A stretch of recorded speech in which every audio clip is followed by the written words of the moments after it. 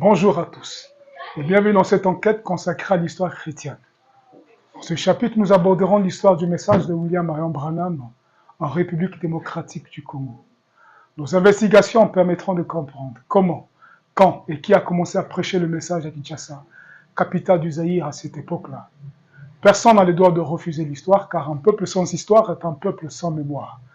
Et un peuple sans mémoire est un peuple sans avenir.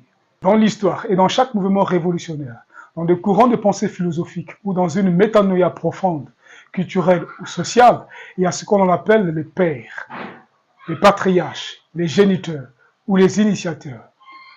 Leurs histoires sont comptées pour édifier et construire la génération suivante. Ils sont précurseurs de tout ce qui va faire la base de nos motivations à venir.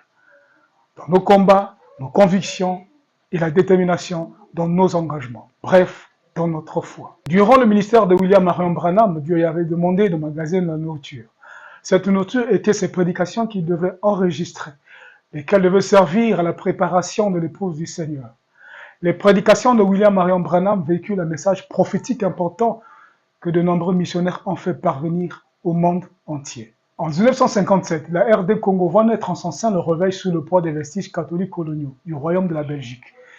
Et celui à qui l'on attribue le rôle du père du réveil évangélique est Haïdi Nabala Alexandre, de l'église Nzambe Malamu, dont il est le fondateur. Son mouvement vit naître plusieurs hommes de Dieu connus et reconnus du message de William Marion Branham tels que Mukuna Wakazadi, Baruti Kasongo, Juidila Mwana Manyanga, Dioka, Nyanga, Kanda, Mbombo, Ngepa Enanga, Mposhi Mukokole, Gonde, bref, la liste est longue. Notre enquête commence avec le feu Mukuna Wakazadi, qui occupe la fonction du directeur de secrétariat général de l'Église du Christ au Congo, en sigle ECC, une entité qui rassemble 64 confessions chrétiennes protestantes et évangéliques. Elle est composée de l'Église luthérienne, de l'Église réformée anglicane, les ménonites, les méthodistes, les baptistes et les pentecôtistes. Nous sommes en 1971. Le pasteur Mukuna, qui est désormais membre et secrétaire de la fraternité évangélique pentecôtiste en Afrique et au Congo, en sigle FEPACO Nzambe Malamu, reçoit par la voix de la poste une brochure de William Marion Branham pour la première fois. Je voulais connaître comment le message est entré ici. Oui. J'étais à l'église du Christ au Congo, comme